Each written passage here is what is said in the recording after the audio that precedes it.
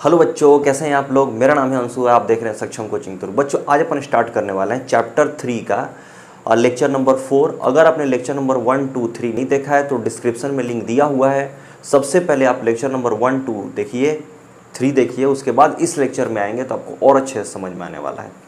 बच्चों इस लेक्चर में अपन करने वाले हैं एक्सरसाइज 3.1 का ही क्वेश्चन नंबर 6 से स्टार्ट करेंगे और जहाँ भी होगा लास्ट क्वेश्चन वहाँ तक अपन सॉल्व करने वाले हैं। और बच्चों इससे जस्ट पहले अपन लेक्चर नंबर 3 में देखा एक्सरसाइज 3.1 का क्वेश्चन नंबर 1 to 5। ठीक है बच्चों, तो चलिए इस लेक्चर को स्टार्ट करते हैं।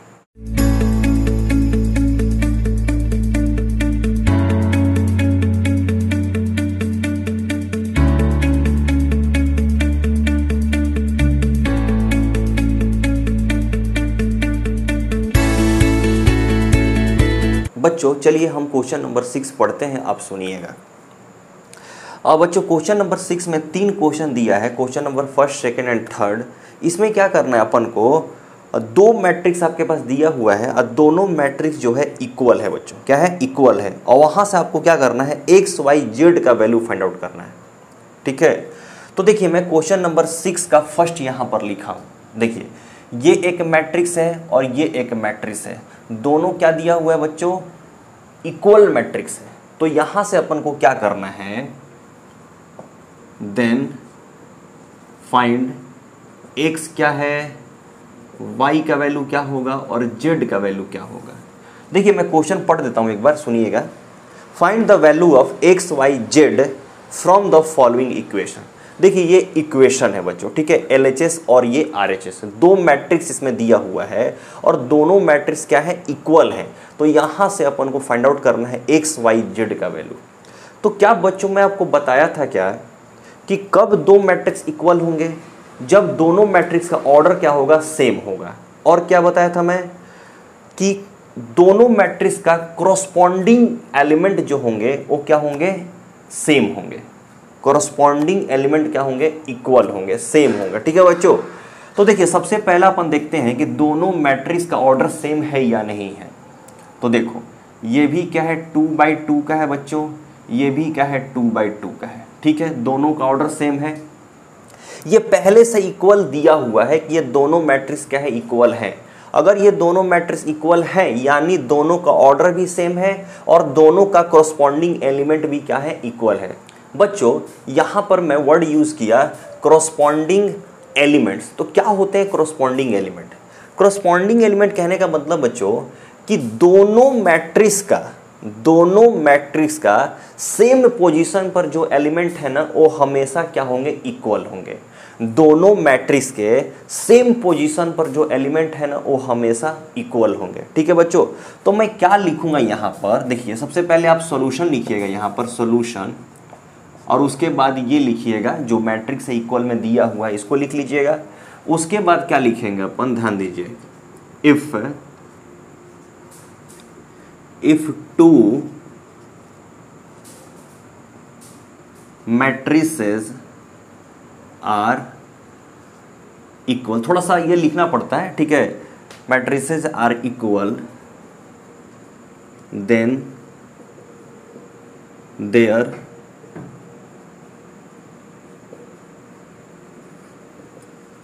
corresponding elements are equal। Elements are equal. ठीक है बच्चों, कोरस्पॉन्डिंग एलिमेंट यानी सेम पोजीशन के एलिमेंट दोनों मैट्रिक्स में क्या होंगे, हमेशा इक्वल होंगे। तो देखिए ये क्या पोजीशन है बच्चों, 4 कौन सा पोजीशन पर है, A11, यानी इस मैट्रिक्स का A11 जो एलिमेंट है पोजीशन पर, इस मैट्रिक्स का भी A11 पे पोजीशन पे जो एलिमेंट है दोनों हमेशा क्या होंगे, इक्वल होंगे। तो देखिए ये क्या है, फर्स्ट रो फर्स्ट कॉलम, देखिए ये क्या है, 4 = y हम लिख सकते हैं बच्चों। उसके बाद फिर देखिए ये कौन सा है, फर्स्ट रो सेकंड कॉलम, 3 है। तो यहाँ पे देखिए फर्स्ट रो सेकंड कॉलम यानी 3 = z हो जाएगा बच्चों। फिर देखिए फिर नीचे आइए आप, देखिए सेकेंड रो फर्स्ट कॉलम, तो इसमें भी सेकेंड रो फर्स्ट कॉलम में जो भी एलिमेंट है वो क्या होगा, इक्वल हो जाएगा। तो देखिए यहाँ पर x इक्वल टू 1 हो जाएगा। ठीक है बच्चों, और फिर देखिए ये second row second column, second row second column, ये दोनों क्या है, इक्वल इक्वल है 5 5। तो बस बच्चों यही आपका आंसर हो गया। कभी भी अगर दो मैट्रिक्स इक्वल होते हैं तो उसके कॉरस्पॉन्डिंग एलिमेंट क्या हो जाते हैं, हमेशा सेम हो जाते हैं बच्चों। ये आपका आंसर हो गया। चलिए बच्चों अब अपन करते हैं क्वेश्चन नंबर 6 का ही सेकंड करते हैं। देखिए आपके सामने क्या लिखा हुआ है, दो मैट्रिक्स है बच्चों और दोनों मैट्रिक्स क्या है, इक्वल है। ठीक है, तो यहां से अपन को क्या फाइंड आउट करना है, देखिए x का वैल्यू फाइंड आउट करना है, y का वैल्यू फाइंड आउट करना है और z का वैल्यू फाइंड आउट करना है। तो मैं आपको क्या बताया था कि दो मैट्रिक्स कब इक्वल होंगे, जब दोनों का ऑर्डर सेम होगा। तो देखिए यहां पर ऑर्डर सेम है, ये ऑर्डर कितने का है, 2/2 का है और ये भी बच्चों 2/2 का है। और मैं आपको क्या बताया था कि दोनों के कॉरस्पॉन्डिंग एलिमेंट क्या होंगे, हमेशा सेम होंगे। कॉरस्पॉन्डिंग एलिमेंट यानी सेम पोजीशन, दोनों मैट्रिक्स का सेम पोजीशन पर जो एलिमेंट है वो हमेशा इक्वल होते हैं बच्चों। तो चलिए उसके बाद लिखेंगे, जैसे मैं लिख रहा हूं वैसे ही आपको भी लिखना है। ठीक है, तो लिखेंगे if two matrices are equal then their corresponding elements are equal. ठीक है बच्चों, तो देखिए ये फर्स्ट रो फर्स्ट कॉलम इसका ये है x plus y equal to, इस मैट्रिक्स का भी फर्स्ट रो फर्स्ट कॉलम क्या है, 6 है। तो ये इक्वेशन नंबर 1 हो जाएगा। हम पहले क्या कर रहे हैं, इक्वेशन लिख लेते हैं, उसके बाद अपन सॉल्व करेंगे। ठीक है बच्चों, यहां से अपन को क्या करना है, x y z का वैल्यू फाइंड आउट करना है। तो बस चलिए अब देखिए सेकंड, ये यहां से लिख सकते हैं। देखिए ये क्या है, फर्स्ट रो सेकंड कॉलम, ये भी 2 है, इसमें भी फर्स्ट रो सेकंड कॉलम, ये 2 2 है, तो उसको लिखने की जरूरत नहीं है। ठीक है बच्चों, क्योंकि दोनों सेम दिया है, यहाँ पे x y z कुछ नहीं दिया है, तो वहां से अपन कुछ फाइंड आउट नहीं कर पाएंगे वैल्यू। ठीक है, अब देखिए यहाँ पर ये एलिमेंट को देखिए और ये एलिमेंट को देखिए, तो ये क्या है, देखो बच्चों ये है सेकेंड रो में और फर्स्ट कॉलम में, तो इसको रखेंगे 5 plus z equal to, same position पर इस मैट्रिक्स में कौन सा एलिमेंट है, same position, second row first column क्या है, 5 है, तो 5 है बच्चों।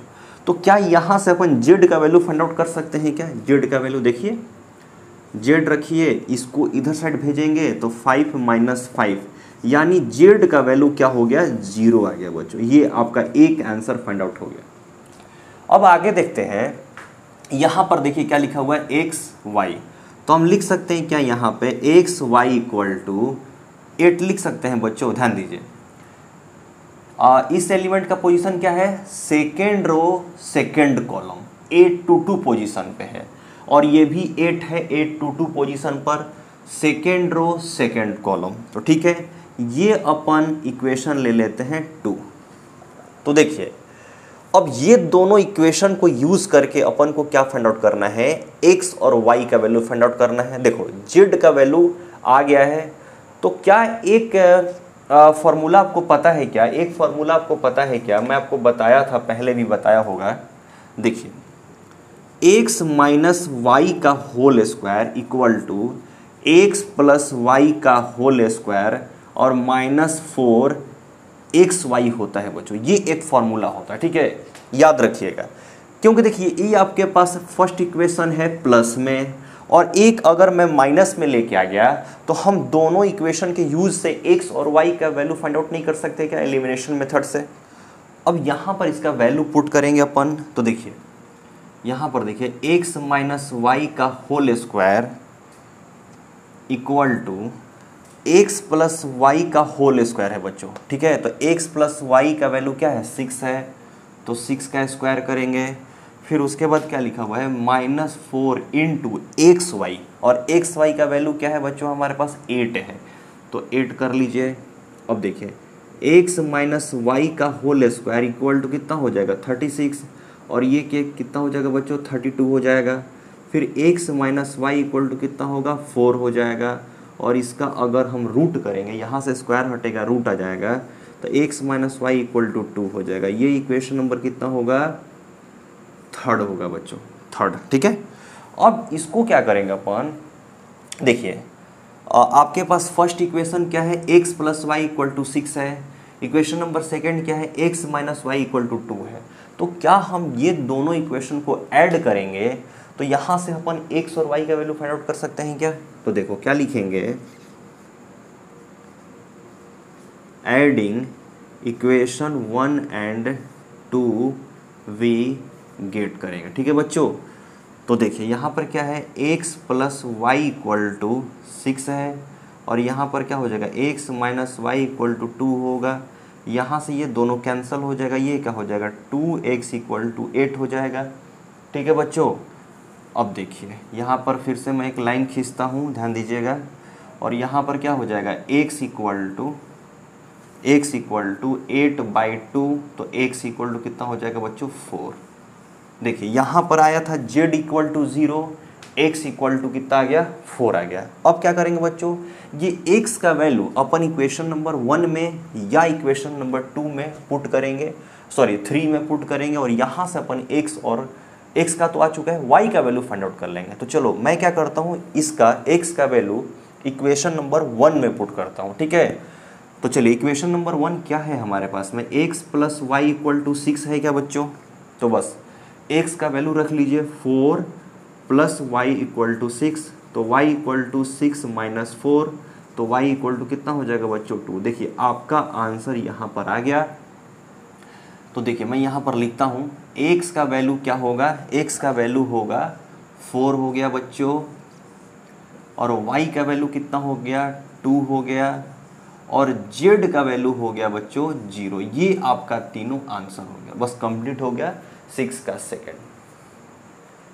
चलिए बच्चों अब अपन करते हैं क्वेश्चन नंबर 6 का ही थर्ड करते हैं। ठीक है बच्चों, देखिए आपके सामने क्वेश्चन लिखा हुआ है, ये दो मैट्रिक्स क्या है, इक्वल है, तो यहाँ से अपन को x y z का वैल्यू फाइंड आउट करना है। तो देखिए मैं फिर से आपको वही बोलूँगा कि कब दो मैट्रिक्स इक्वल होते हैं, जब दोनों का ऑर्डर सेम होगा और दोनों के करस्पॉन्डिंग एलिमेंट हमेशा इक्वल होंगे। ठीक है बच्चों, तो देखिए यहाँ पर इस मैट्रिक्स का ऑर्डर कितना है, देखिए ये फर्स्ट रो है, ये सेकेंड रो है, ये थर्ड रो है, यानी 3/। अब देखिए यहाँ पर एक ही कॉलम है बच्चों, ये x y z तीनों सम में है, यानी ये एक ही एलिमेंट है, ये भी क्या है एक ही एलिमेंट, और ये भी क्या है एक ही एलिमेंट है। ठीक है, तो ये क्या है एक ही कॉलम है, तो 3/1 कॉलम है इसका, और इसका कितना है देखिए 1 2 3 3/1 है। तो ठीक है, यहाँ पर तो दोनों का ऑर्डर सेम हो गया।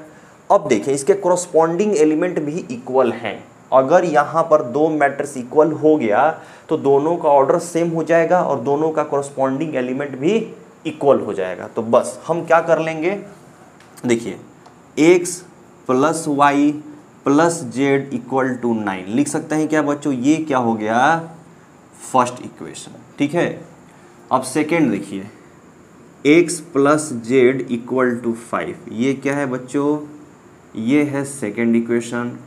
उसके बाद देखिए थर्ड वाला y plus z equal to 7। ठीक है, सेम देखिए बच्चों सेम पोजीशन पर दोनों मैट्रिक्स के एलिमेंट जो है वो क्या होंगे, इक्वल हो जाएंगे। बस मैंने क्या किया, यही कर दिया यहाँ पर।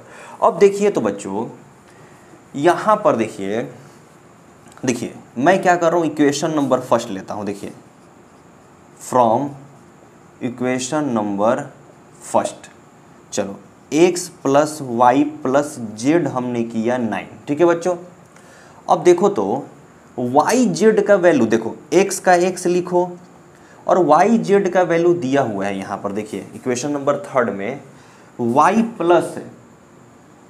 y प्लस जेड का वैल्यू दिया है 7। तो क्या हम ये y प्लस जेड के जगह पर 7 लिख सकते हैं क्या, इक्वल टू 9? बताइए, कोई दिक्कत, लिख सकते हैं, क्योंकि क्वेश्चन नंबर थर्ड में क्या है आपके पास में y plus z equal to 7। तो बस हमने क्या किया यहाँ पर y प्लस जेड के जगह पर 7 रख दिया। अब देखिए x equal to 9 minus 7, x equal to कितना हो गया 2। ये एक आंसर आपके पास आ गया। ठीक है बच्चों, अब ये x का वैल्यू हम कहाँ रखेंगे, इक्वेशन नंबर सेकेंड में रखेंगे। तो देखिए हम क्या लिखेंगे, फ्रॉम इक्वेशन नंबर सेकेंड। ठीक है, तो चलिए x plus z equal to 5, x का वैल्यू क्या आया है, 2 आया है, तो 2 प्लस जेड इक्वल टू 5, तो z इक्वल टू 5 माइनस 2 यानी z इक्वल टू 3। आ गया क्या बच्चों ये आंसर, z इक्वल टू 3। अब देखिए आगे क्या करेंगे हम लोग, फ्रॉम इक्वेशन नंबर थर्ड रखेंगे, ठीक है बच्चों, थर्ड। अब इक्वेशन नंबर थर्ड क्या है, देखिए y plus z equal to 7 है, तो देखिए z का वैल्यू आ गया 3, तो बस z के जगह पे अपन 3 रख लेंगे, इक्वल टू 7 करेंगे, तो y इक्वल टू क्या हो जाएगा 7 माइनस 3, तो y इक्वल टू कितना हो जाएगा 4। तो आपका आंसर यहाँ पर आ गया बच्चों, देखिए x इक्वल टू 2 एक आंसर, y इक्वल टू 4 ये सेकेंड आंसर, और z इक्वल टू 3 ये आपका थर्ड आंसर। यही आपको क्या करना था, फाइंड आउट करना है। हो गया बच्चों आपका आंसर, ठीक है, आगे करते हैं। चलिए बच्चों अब अपन करते हैं क्वेश्चन नंबर 7। देखिए आपके सामने मैं क्वेश्चन नंबर 7 लिखा हूँ। ये आपके पास फिर से 2 मैट्रिक्स दिया हुआ है और ये दोनों मैट्रिक्स क्या है, इक्वल है। तो यहाँ से अपन को क्या करना है, ए बी सी डी का वैल्यू फाइंड आउट करना है, ठीक है बच्चों। तो मैं आपको फिर से यहाँ पर बताना चाहूँगा कि कब 2 मैट्रिक्स इक्वल होते हैं, जब दोनों मैट्रिक्स के ऑर्डर सेम होते हैं और इसके करस्पॉन्डिंग एलिमेंट्स हमेशा क्या होते हैं, इक्वल होते हैं बच्चों, ठीक है। तो देखिए ये मैट्रिक्स का ऑर्डर क्या है, 2/2 का है, और ये भी मैट्रिक्स क्या है 2/2 का है ऑर्डर इसका, ठीक है। तो इसके करस्पॉन्डिंग एलिमेंट जो होंगे, दोनों के करस्पॉन्डिंग एलिमेंट क्या होंगे, सेम होंगे, ठीक है बच्चों। तो देखिए हम लिख सकते हैं क्या यहाँ पर,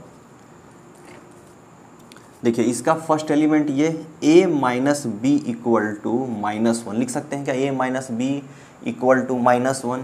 ये क्या हो गया बच्चों, ये हो गया फर्स्ट इक्वेशन, ठीक है। चलिए सेकंड हम क्या लिखेंगे, इसको लिख सकते हैं क्या, 2a minus b equal to, देखिए 2a minus b equal to 0। ये क्या हो गया बच्चों, ये हो गया सेकेंड इक्वेशन। अब देखते हैं इसको अपन लिख सकते हैं क्या, इसको क्या लिख सकते हैं, 2a plus C equal to 5 लिख सकते हैं क्या बच्चों। देखिए 2a plus C equal to 5 ये वाला, ये क्या हो जाएगा, थर्ड इक्वेशन हो जाएगा।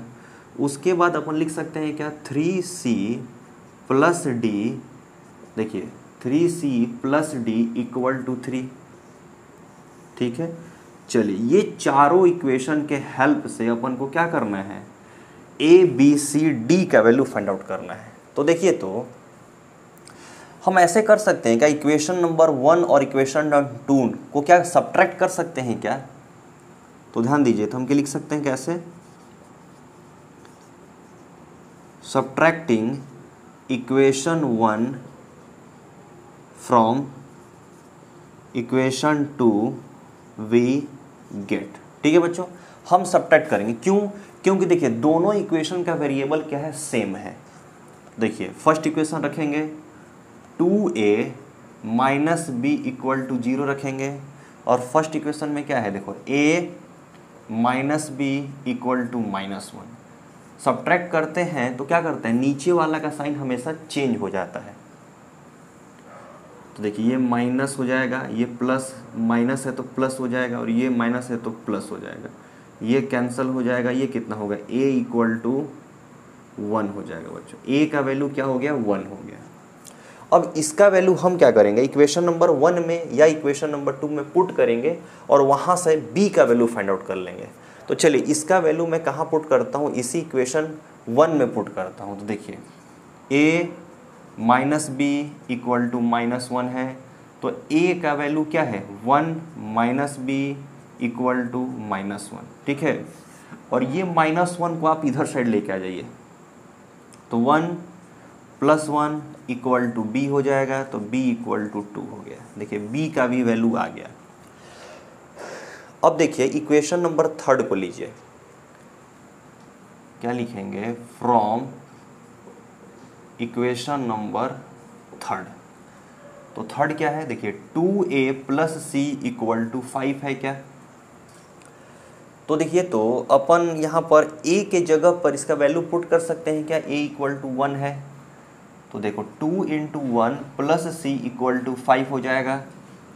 और ये बच्चों c इक्वल टू 5 माइनस 2 हो जाएगा, तो c इक्वल टू 3 हो गया। ठीक है बच्चों, c का वैल्यू क्या हो गया, 3 हो गया। अब क्या करेंगे, फ्रॉम इक्वेशन 4 करेंगे। क्या करेंगे, फ्रॉम इक्वेशन 4। ठीक है बच्चों, अब देखिए इक्वेशन 4 क्या है आपके पास, 3c plus d equal to 3। देखिए बच्चों यहाँ पर 13 होगा, ये 3 नहीं होगा, यहाँ पर क्या होगा, 13 होगा। ठीक है बच्चों, यहाँ पर 13 है, गलती से मैं 3 लिख दिया था। ठीक है, चलिए अब क्या करेंगे, यहाँ पर c का वैल्यू पुट करेंगे, 3 into 3 plus d equal to 13। ठीक है बच्चों, ये कितना हो जाएगा, 9 प्लस डी इक्वल टू 13 हो जाएगा, और यहाँ पर d इक्वल टू 13 माइनस 9 हो जाएगा, तो d इक्वल टू कितना हो जाएगा, 4। ये आपका आंसर हो गया बच्चों। अब यहीं पे पूरा आंसर लिख लेंगे। देखो a इक्वल टू 1 हो जाएगा, b इक्वल टू कितना होगा, b इक्वल टू 2 आया है, और c इक्वल टू कितना है बच्चों, 3 है, और d का वैल्यू क्या हो जाएगा, 4 हो जाएगा। ये आपका आंसर हो गया चारों। ठीक है बच्चों, चलिए बच्चों अब अपन आगे करते हैं क्वेश्चन नंबर 8। देखिए आपके सामने क्वेश्चन नंबर 8 में लिखा हूँ। देखिए एक मैट्रिक्स है जिसका पोजीशन अपन रिप्रेजेंट किए हैं। यहाँ पर क्वेश्चन में दिया हुआ है a इक्वल टू AIJ, ये क्या है, पोजीशन है बच्चों। ठीक है, और इसका ऑर्डर लिखा है m/n is a square matrix if. ये स्क्वायर मैट्रिक्स कब होगा बच्चों, मैं आपको बता चुका हूँ कि स्क्वायर मैट्रिक्स कब होता है, जब उसके दोनों रो और कॉलम दोनों सेम होते हैं। उसका ऑर्डर क्या होगा, सेम हो जाएगा, जैसे 2/2, 3/3, यानी m और n दोनों का वैल्यू अगर सेम रहता है तो वो क्या होता है, एक स्क्वायर मैट्रिक्स होता है। और आपको पता है क्या, यहाँ पर m और n है क्या, m है नंबर ऑफ रो और n है नंबर ऑफ कॉलम। तो ये चारों ऑप्शन में से कौन सा होगा, ये क्या है, चूज द करेक्ट ऑप्शन है। तो m और n जब दोनों इक्वल हो जाएंगे, m इक्वल टू n हो जाएगा, number of row equal to number of column हो जाएगा, तो उस मैट्रिक्स को अपन कहते हैं क्या, स्क्वायर मैट्रिक्स बच्चों। ठीक है, तो इसका आंसर कौन सा हो जाएगा, सी ऑप्शन करेक्ट हो जाएगा। ठीक है, चलिए बच्चों अब अपन करते हैं क्वेश्चन नंबर 9। देखिए आपके सामने में क्वेश्चन लिखा हूं मैं।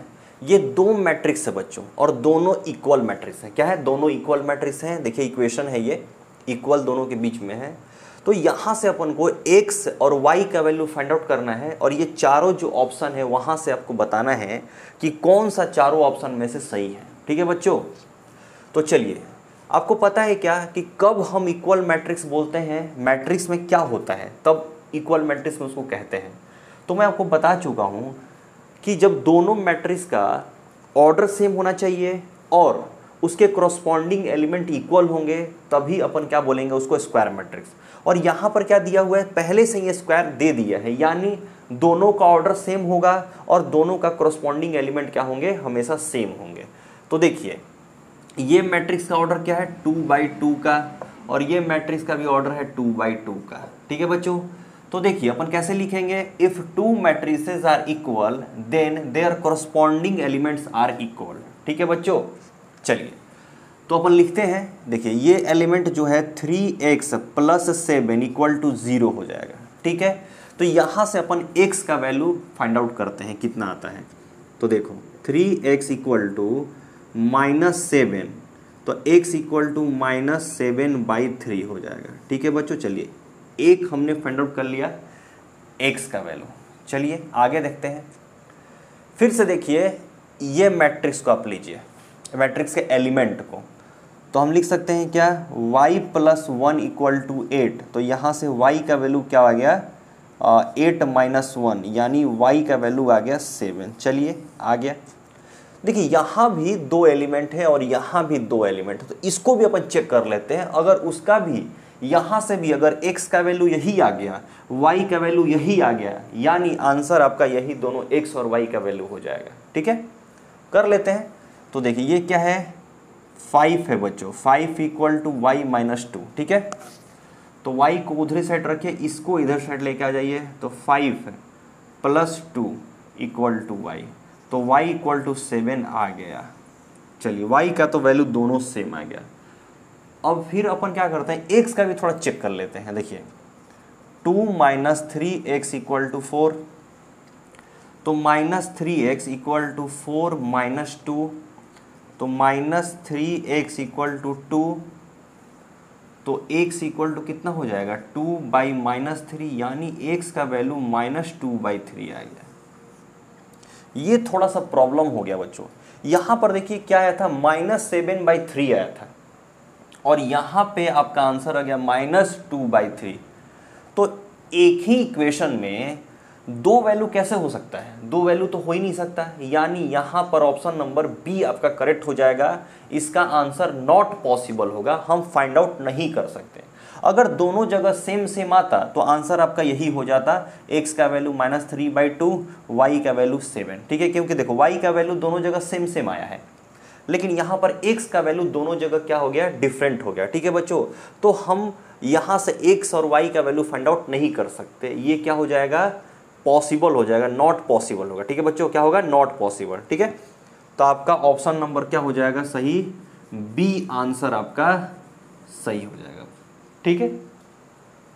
चलिए बच्चों अब क्वेश्चन नंबर 10 करते हैं, और ये एक्सरसाइज का लास्ट क्वेश्चन है, ठीक है बच्चों। देखिए क्वेश्चन नंबर 10 में लिखा हूं, और क्वेश्चन क्या बोल रहा है मैं पढ़ता हूं, आप सुनिएगा। The number of all possible matrices of order 3/3 with each entry 0 और 1, ठीक है बच्चों। एक मैट्रिक्स है 3/3 ऑर्डर का, और उसका एवरी एलिमेंट कितने हैं, 0 और 1 है। तो आपको फाइंड आउट करना है पॉसिबल क्या हो सकता है, ठीक है।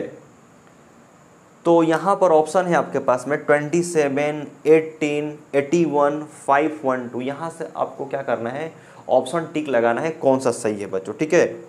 तो देखिए पूरा मैट्रिक्स के एलिमेंट कितने होंगे, 3/3 का है। देखिए कोई मैट्रिक्स है जो कि 3/3 के है, और इसमें सिर्फ 0 और 1 एलिमेंट है, मतलब दो ही एलिमेंट है, ठीक है। तो इसका आंसर कितना होगा, टोटल नंबर ऑफ एलिमेंट कितने हो जाएंगे बच्चों, टोटल नंबर ऑफ एलिमेंट हो जाएंगे, एलिमेंट्स हो जाएंगे 3 × 3 = 9 हो जाएगा, ठीक है। और इसमें सिर्फ और सिर्फ दो ही एलिमेंट है, 0 और 1।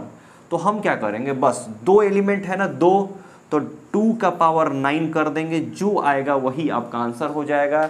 इसका 2 का पावर 9 करोगे तो 5 1 12 आंसर आ जाएगा। इसका ऑप्शन कौन सा सही होगा, ऑप्शन, इसका ऑप्शन डी सही हो जाए, सॉरी डी इसका सही हो जाएगा, 512, ये आपका आंसर सही हो जाएगा, ठीक है बच्चों।